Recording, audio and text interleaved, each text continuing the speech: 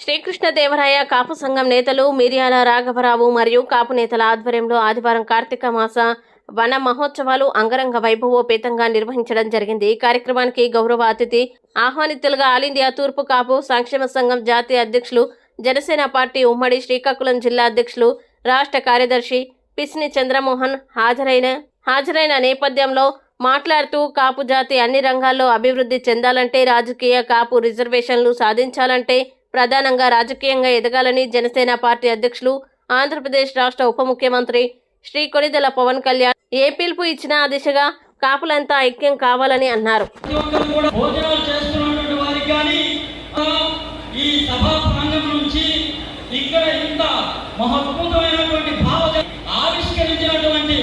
మన రాఘవరావు గారికి మనందరం కూడా ప్రత్యేకమైనటువంటి ధన్యవాదాలు తెలియజేసుకోవాలి.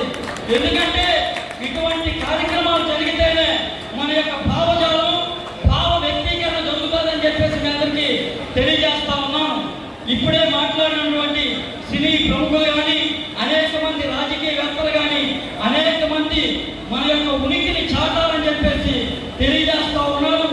అందులో భాగంగానే మీకు కూడా నేను యొక్క ఆల్ ఇండియా తూర్పు కాపు సంక్షేమ సంఘం జాతీయ అధ్యక్షులుగా, జనసేన పార్టీ అధ్యక్షులు, ఏదైతే తెలుగు రాష్ట్రాల్లో ఆంధ్రప్రదేశ్ రాష్ట్ర ఉప ముఖ్యమంత్రి శ్రీ కొణిదెల పవన్ కళ్యాణ్ గారి సమక్షంలో పార్టీలో చేరి, పార్టీలో రాష్ట్ర కార్యదర్శిగాను, ఉమ్మడి శ్రీకాకుళం జిల్లా అధ్యక్షుడిగా పార్టీకి సేవలు అందిస్తా ఉన్నాను కనుక ఇందులో భాగంగా అనేక కాపులే కాదు, కాపు ఏదైతే మన పెద్దలందరికీ తెలుసు, ముందు అందరం కూడా ఉమ్మడి ఆంధ్రప్రదేశ్లో అందరం కూడా కాపులుగా ఉన్నటువంటి పరిస్థితుల్లో కొన్ని దుష్ట శక్తులు ఉమ్మడి ఆంధ్రప్రదేశ్లో అనేక మంది ఇప్పుడు ఏదైతే కాపు చరిత్ర రాసినటువంటి అనేక మంది ఇక్కడ ఉన్నటువంటి శ్రీకాంత్ గారు మీ అందరికీ సుపరిచితులు.